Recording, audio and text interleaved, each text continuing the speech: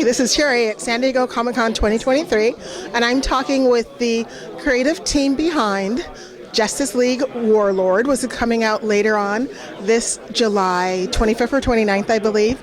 It sounds like it's a lot of fun. I grew up reading comic books as a kid, and I always loved when they went to Warworld, even though it was never voluntary.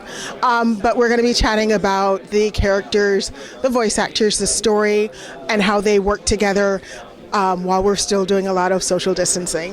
This is Cherry at San Diego Comic-Con, and I'm talking cartoons.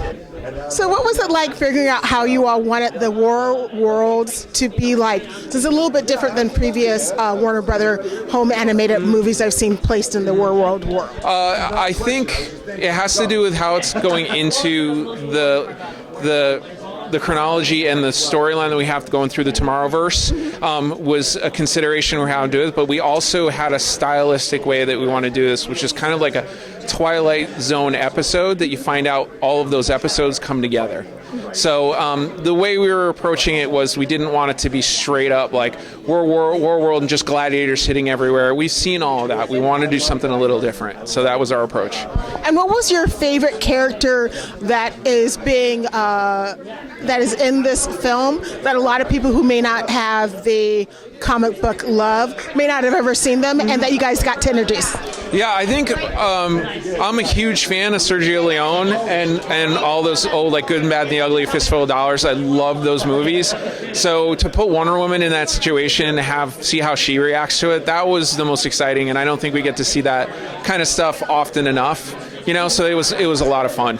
Yeah. I'm looking forward to seeing the movie, which is coming out July 25th. Yep. Yay! July 25th, yep. Streaming and on Blu-ray. Thank you so much for talking with me. Thank you. I hope you have a great Comic-Con. You too. Thanks. Bye. Great to meet you. Nice to meet you. What was it like working on this script since each of you focused on one world? Well, I got to work with some of my favorite people. Ernie and I have been friends for years. Jim is obviously like my mentor, one of my best friends, and Josie is incredible, and we've worked together before as well. And just being able to be in the same room and talk about stuff and then break it out for what it was going to be. And it was very obvious that I was going to get the sword and sorcery section because I'm that guy. And it was great. It was great. And what was it like once you guys came together, once everybody was, the scripts were combined? Oh man, Jim has to do the hard work of like hammering things into place. So it came out wonderfully. And you have Butch and Jeff that are just doing yeoman's work to try to make sense of anything we put on paper. So it's pretty cool. I can't wait to see it this July 25th, released on Blu-ray and streaming for people to purchase. I love it, and I'm so happy to see you again. It's been way too long. I hope all is well with you. Thank you so much. Thank you. Bye. I think this is the first time I've ever spoken to you where you're a producer versus being a writer. Well, I guess it's possible. I've been both, and sometimes I don't know what I am. I have a desk. Usually when I interview you, they have you down as a writer. So they're stealing your title. Well, I have been a producer on a bunch of these Tomorrowverse movies. And essentially, Butch and I tend to generate the general overview of the story, and then we find the correct writer or writers, and then and usher them through the meat grinder that is Warner Brothers Animation. So how was it working on this Warworld movie, Justice League? Because it looks a little bit different than some of the previous Warworld type stuff I've seen before. Thank you. So I think I'm a nerd too. And so sometimes I react to things like, oh, that's different from the thing I have seen before, so I hate it. And then I see it and go, oh, that's pretty good. And I get why they did it. And so I feel the same way, that I get it, but I think if we had just done, oh, here are these superheroes and they're battling in an arena on a planet, you'd go, oh, I've seen that, even though if it's kind of what you think you want.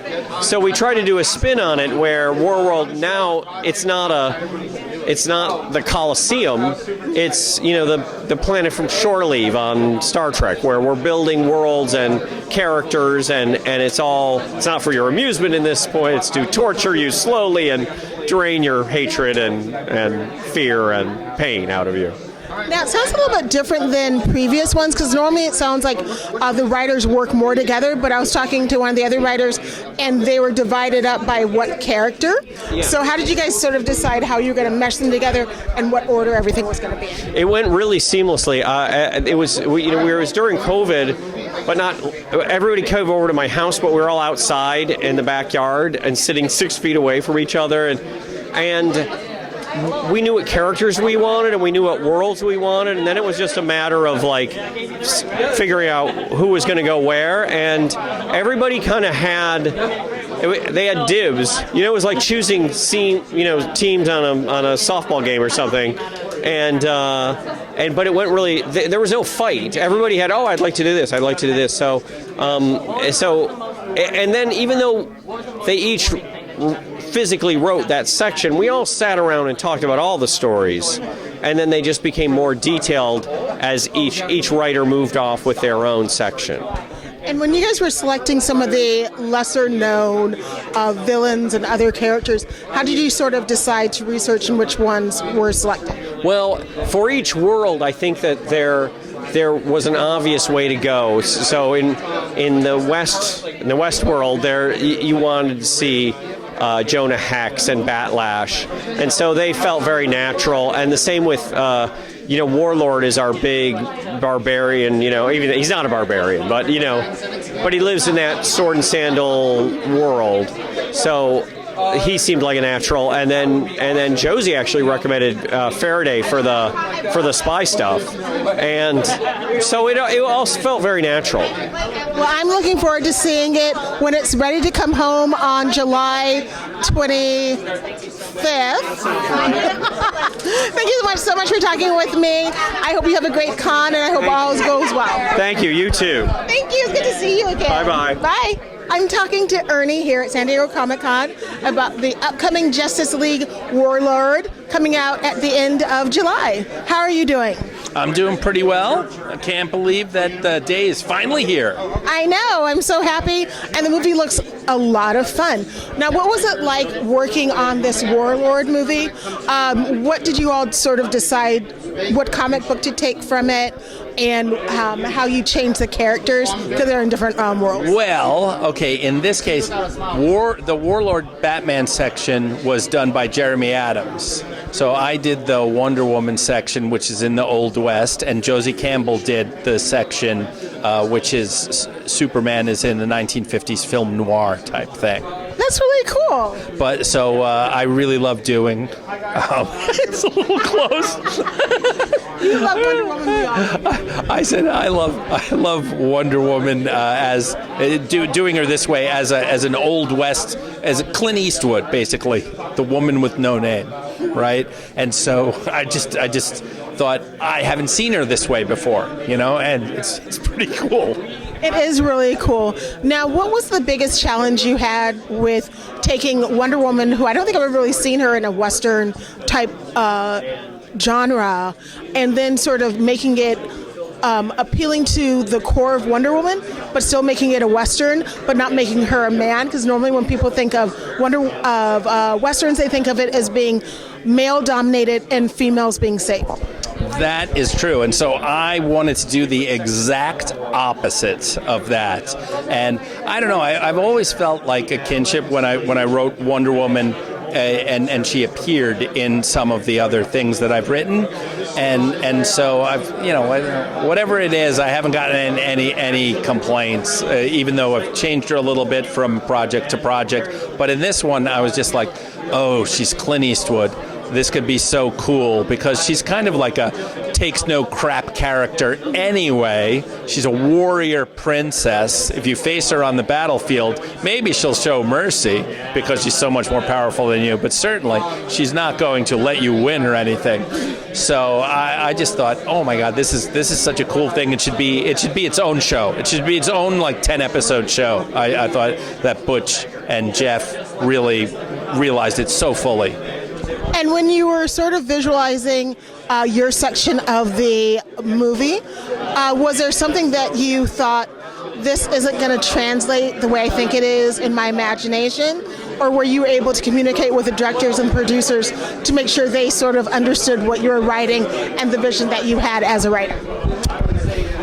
Because I think things in my mind, and I'm always like, people are like, no, we can't do that. Yeah. Well, you know what? I mean, the Butch and Jim always go, just write it, go nuts, and we will tell you what to pull back. And Butch is just a huge fan of westerns, classic westerns and stuff. So there's a lot of Easter eggs in there from classic westerns, and I think people are really going to enjoy it. I look forward to seeing it when it's released on DVD and streaming for purchase this July 25th or July 29th. Thank you so much for talking with me, and thank you for loving Wonder Woman as much as we all do. I hope people like it as much as I did writing it. Have a great Comic-Con. You too. Thank Bye. you. Bye. I'm here at Comic-Con. I'm talking to Butch about his latest Justice League movie, Warworld. Can you tell me about the upcoming film and how you sort of produced it after the age of COVID, relatively speaking? Yeah, I mean, it's basically, Warworld is a planet that exists to be at total war constantly with whoever it captures. So it can suck, I guess, the energy out of people's minds for a greater goal, I guess, for the power of Warworld. As far as us working on it during COVID, yeah, it was tough, but we got through it. I mean, it's 99% Zoom meetings and texting and sending stuff digitally all the time through the computer. So but it basically works the same way we work in the studio.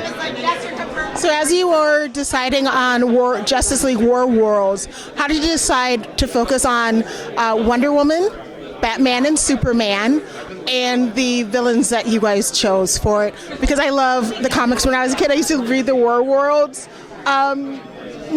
comic books. Yeah. So it's always been one of my favorites. Yeah. Well, we originally, it was intended to be Superman and Batman only, but as we went on with the earlier storylines, we realized, okay, we need to bring in Wonder Woman. And some of the other, once we set what Warworld was going to be for us, then we were able to bring in other lesser-known DC characters to fill out, the storyline plus the worlds that they exist in.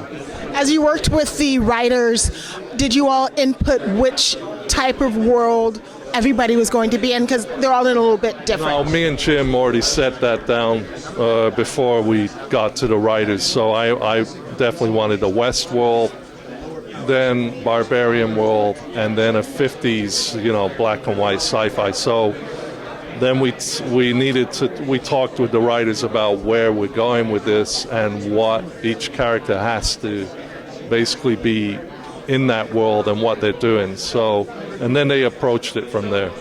Now you have the returning star voice actors coming, but how did you decide how the voices and the overall looks that you worked with the writers would look and sound like when you were getting them casted? Well, originally when we started these movies, we had to get the actors that were willing to stay throughout all of them. Yeah, so we needed their commitment to be there when we needed them. Like Batman and Superman and Wonder Woman, they needed to be the same character for the next 5 years. So they agreed to do that. And the new voice actors for the characters that you brought on? Yeah, I mean, those guys, right now it was a one-off for them. As far as continuing them into the next stage, we'll see. And how did you picture in your mind how they would sound, and you and the other producers sort of gelled it out and then sort of worked with the casting team? It's always been like with me and Wes, we talk over what the character should be, because for me, reading comics all my life, it's in my head. I know what the voice sounds like. So Wes finds the actors that are going to fit that voice. I'm so excited to see the animated film, and others who are not at Comic-Con will be able to buy and stream it on July 25th or July 29th. Thank you so much for speaking with me. It's a pleasure, and I look forward to the movie. All right, thank you. Thank Nice you. to meet you. Nice to meet you. Have a great day. You too.